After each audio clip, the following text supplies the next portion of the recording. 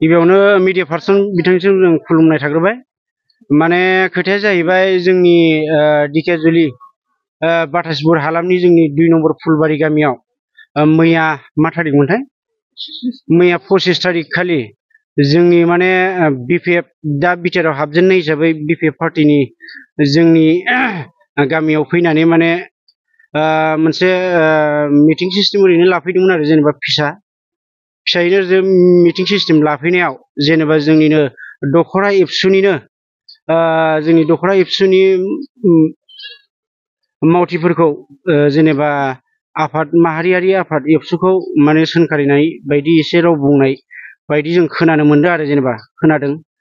दा मानगोनां जोंहा मैया बुंथिगिरि मा नाम बयारि बिथाङा जोंनि माहारियारि आफाद एबसु आफादखौ सोंखारिनाय बायदि राव बुंनायखौ जों गोजोननाय मोनाखै।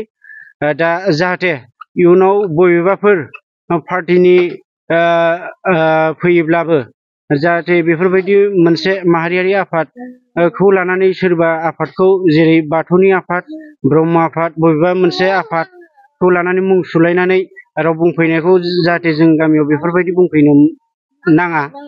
जाहाथे बेफोर बुंलायनाया माने जों गामिनि आरिनिखौ जोंनि गामियारिनिखौ माने गोरोन्थि दावराव दावसि खालामलायनाय बेफोरबायदि मोनसे परिस्थितियाव फैयो। बिनिखायनो जाय पार्टिफोराबो फैयो बिथांमोनाबो जोंनि गामियाव फैनानै जाहाथे बेफोरबायदि मोनसे माहारि आफादफोरखौ लानानै राव बुंफैनाङा बेखिनिखौ आं बुंनानै दोननाय जाबाय आरो।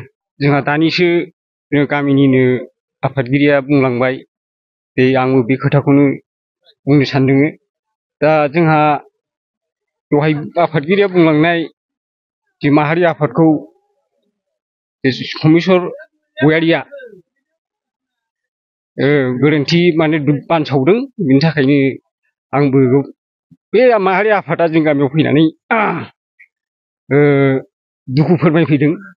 आंबो दुखु मोनदों जाहाथे बेबायदि माहारियारि आफादखौ एबसु आफादखौ बेबायदि दोरसायनो नाङा। आं बेखौनो बुंनानै आं दुखु नांनानै बेखौ बुंबाय आरो।